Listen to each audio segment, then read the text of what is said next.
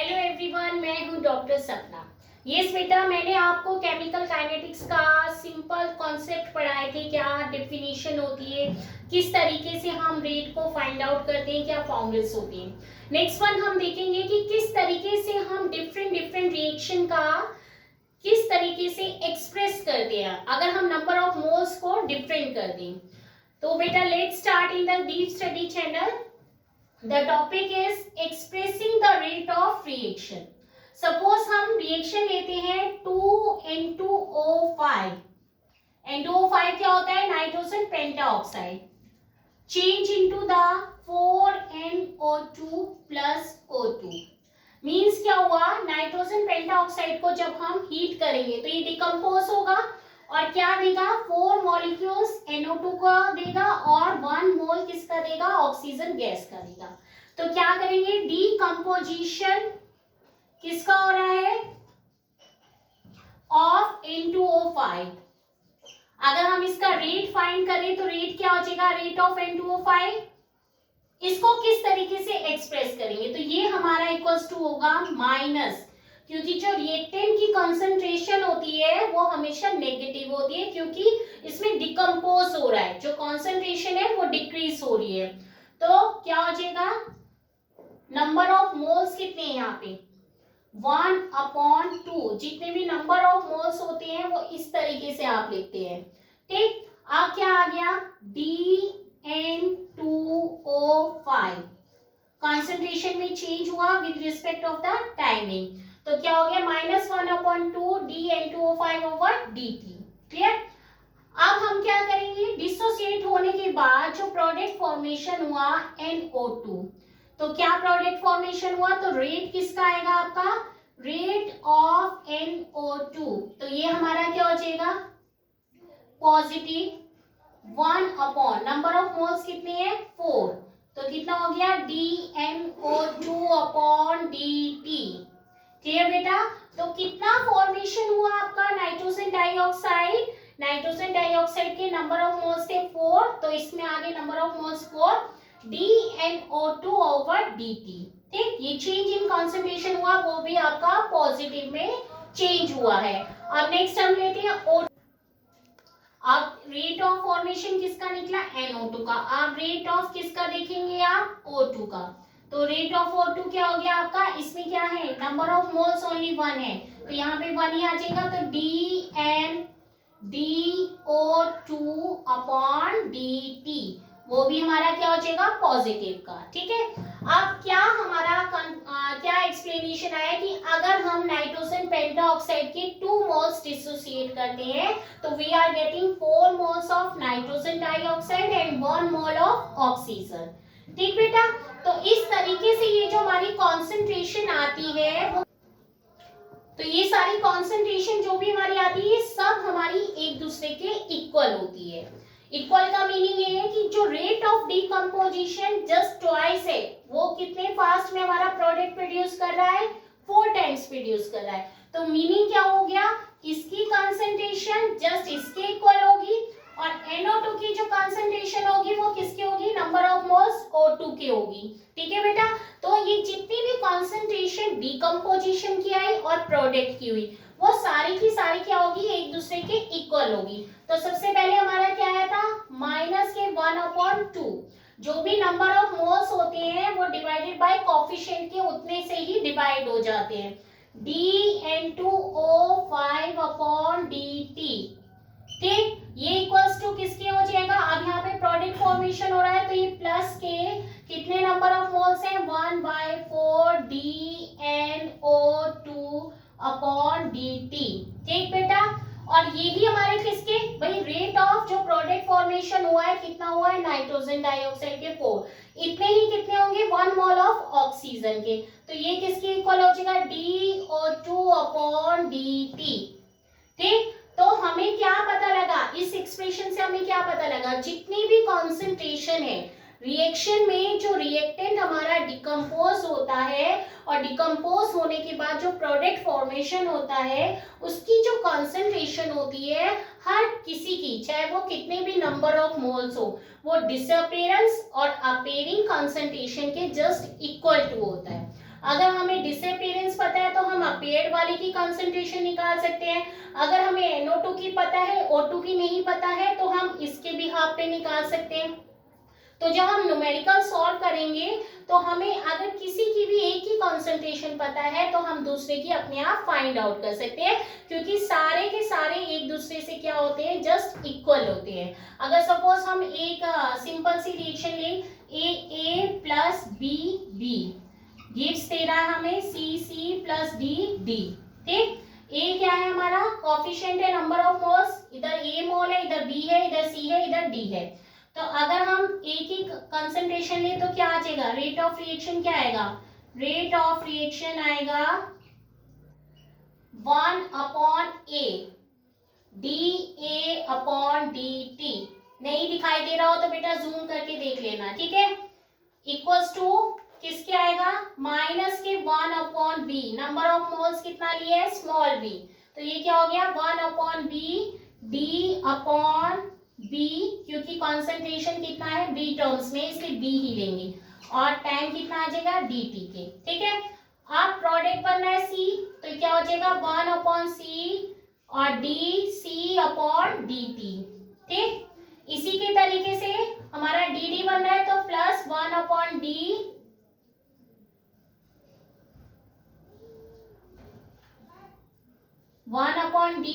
और यहाँ पे आ जाएगा आपका d/,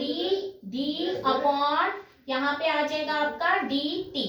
तो मीनिंग क्या हुआ कि हम इस एक्सप्रेशन के अकॉर्डिंग कोई भी जनरल इक्वेशन है उसके अकॉर्डिंग जो नंबर ऑफ मोल्स है वो हमारा कोफिशिएंट के तरीके से इस तरीके से डिवाइड होके आएगा, और जो कॉन्सेंट्रेशन इवन आपकी प्रोडक्ट हो चाहे आपका रिएक्टेंट हो वो dA/dt में आएगा, और जितने भी हमारी कॉन्सेंट्रेशन रिएक्टेंट के प्रोडक्ट की सब एक दूसरे के इक्वल आ गई, ठीक। तो इस तरीके से हमें पता लगा कि हम कैसे एक्सप्रेशन देते हैं। अब मैं आपको नेक्स्ट न्यूमेरिकल दूंगी इसी के बेस पे, जो आपके बिल्कुल इसी के अकॉर्डिंग। ये बेटा मैंने पहले से ही न्यूमेरिकल लिख लिया है, एक बार मैं आपको एक्सप्लेन करती हूँ। Express the rate of following reaction in terms of different reactant and products. आपका जो रिएक्शन है 4NH3 प्लस 5O2 गिव्स आपको 4NO प्लस 6H2। मतलब कोई भी रिएक्शन, न्यूमेरिकल में तो ये रिएक्शन है, कोई भी रिएक्शन हो तो उसमें क्या होता है कि आपसे मैंने क्या बोला था कि एक का जैसे रेट ऑफ फॉर्मेशन किसका दिया है, NO का दिया है, ठीक है, और कह रहा है कैलकुलेट करना है द रेट ऑफ डिसअपीयरेंस किसका है। एक बार मैं देखती हूँ जरा, रेट ऑफ डिसअपीयरेंस था हमारा NH3 का, यहाँ पे लिखना भूल गई मैं, NH3, ठीक है। और सेकंड में कह रहा है rate of formation of H2O, तो रेट ऑफ फॉर्मेशन निकालना है H2O का, तो यहाँ पे रेट ऑफ डिसअपीयरेंस निकालना है आपको, अमोनिया का निकालना है और किसका निकालना है, रेट ऑफ फॉर्मेशन H2O का निकालना है, ठीक है। पहले हम रिएक्शन के अकॉर्डिंग रेट ऑफ रिएक्शन लिखते हैं। रेट ऑफ रिएक्शन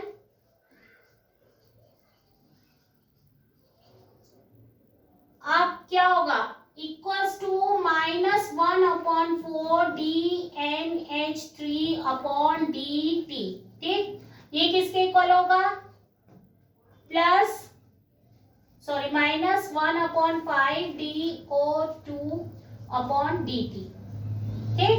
अब इसी तरीके से ये किसके इक्वल होगा, 1/4 DNO/dt, और ये इसी की कंसंट्रेशन के इक्वल होगा, तो ये पॉजिटिव के, ये भी पॉजिटिव का होगा, 1/6 DH2O/dt, ठीक।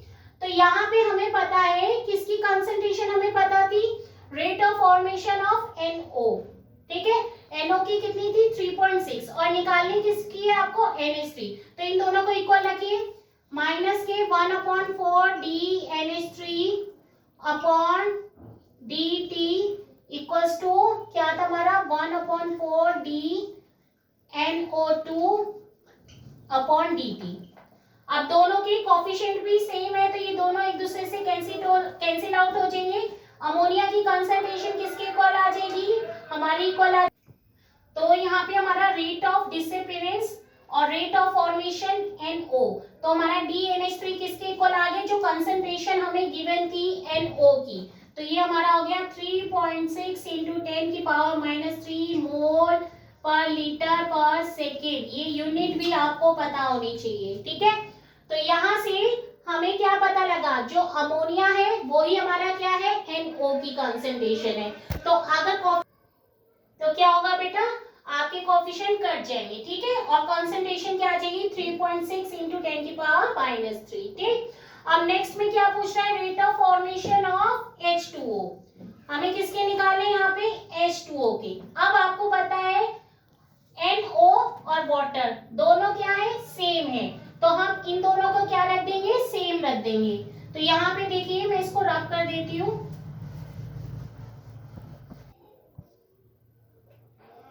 अब देखो यहाँ पे DNO और DH2O की कंसंट्रेशन हम सेम रख देंगे। तो फर्स्ट में तो हमारा निकल ही गया। अब यहाँ पे क्या आएगा, DNO अपॉन DT, और यहाँ पे कितना था हमारा कोफिशिएंट 1/4 था, और ये किसके इक्वल हो जाएगा 1/6 DH2O अपॉन DT, ठीक है। अब क्या करेंगे, हमें किसकी निकालनी है, हमें निकालनी थी वाटर की। अब वाटर को हम इधर ले आते हैं तो क्या हो जाएगा, अगर सपोज इसी को ही चेंज कर ले तो क्या हो जाएगा, DH2O अपॉन DT, कोफिशिएंट था 1/6, और ये हमारे इक्वल था 1/4 DNO अपॉन DT, ठीक। अब हमें यहाँ निकालना है तो क्या हो जाएगा 6/4, और NO का जो था 3.6 इंटू 10 की power -3।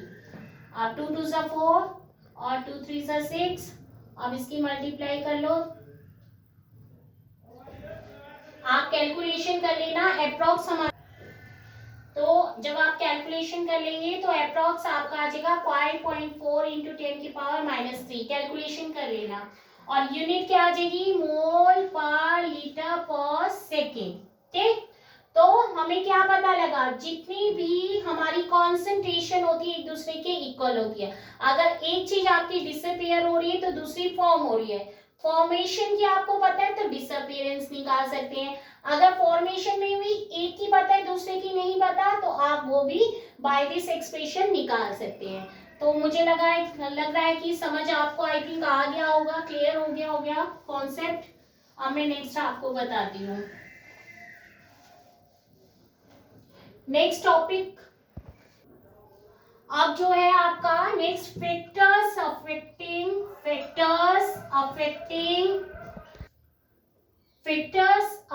The rate of reaction. सबसे पहले आता है नेचर ऑफ द रिएक्टेंट। ये मैंने पहले भी बताया था कि आपके पास कोई भी रिएक्टेंट है, अगर वो प्रॉपर आयनिक है तो वो क्या करेगा, ब्रेकिंग ऑफ द बॉन्ड्स क्या होगा, ऑलरेडी डिसोसिएट होगा। तो it is meaning that the reaction is going to the fast. अगर आपका रिएक्टेंट क्या है, आयनिक नहीं है, सपोज कोवलेंट है, तो उस कंडीशन में क्या होगा, it will be require that time, तो वो क्या करेगा, थोड़ी स्लो करेगा। तो आपका नेचर ऑफ रिएक्टेंट्स बहुत इंपॉर्टेंट रोल करता है। आप लेते हैं सपोज 2NO प्लस O2, ये बना आपका 2NO2। तो इसमें ये जो है आपका नेचर, ये कैसा है, आयनिक है, और आयनिक में क्या होगा, इजिली डिसोसिएट हो जाएगा। अब सपोज 2CO प्लस O2 लिया और बना आपका 2CO2, तो इसमें क्या है, थोड़ा सा चेंज हो गया, तो इसलिए ये रिएक्शन क्या होगी, थोड़ी स्लो हो गई, और ये आपका क्या हो गया, फास्ट हो गया। सेकेंड वन आपका आता है कॉन्सेंट्रेशन। अब आपको पता है जितना ज्यादा ग्रेटर कॉन्सेंट्रेशन होगी, greater is the concentration of reactant, उतना ही क्या होगा, higher is the concentration of product. Meaning उतना ही रेट ऑफ रिएक्शन अफेक्ट होगा। जितना ज्यादा कॉन्सेंट्रेशन रिएक्टेंट का लेंगे उतना ही आपका प्रोडक्ट फॉर्मेशन होगा। Third one is the temperature. Temperature आपको पता है आप लैब में जाते हैं, एक आपने सिंपल विदाउट हीटिंग की रिएक्शन करी है तो बहुत टाइम लगेगा, एक आपने क्या करी है, हीट की है। जैसी हीट करेंगे तो रिएक्शन क्या होगी, एकदम प्रोडक्ट बनाएगी। तो मीनिंग क्या होगा, आपका जो रेट ऑफ रिएक्शन हो गया वो बहुत फास्ट हो गया, ठीक है। और फास्ट होने पे रेट ऑफ रिएक्शन क्या होगा, अगर आपने 10 डिग्री सेल्सियस बढ़ाया है तो जस्ट ट्वाइस का रेट ऑफ रिएक्शन देगा, ठीक। तो टेम्परेचर अगर आप हाइयर करेंगे तो रेट ऑफ रिएक्शन भी क्या होगा, हाइयर होगा, ठीक बेटा। और फोर्थ इज द कैटेलिस्ट, ये तो आपको पता ही होगा। कैटेलिस्ट क्या करता है, रेट ऑफ रिएक्शन को मोस्टली बढ़ाने का काम करता है। उसमें आपकी एक्टिवेशन एनर्जी लो हो जाती है और रिएक्शन आपकी क्या करेगी, इजली रिएक्टेंट से प्रोडक्ट में फॉर्म कर देगी।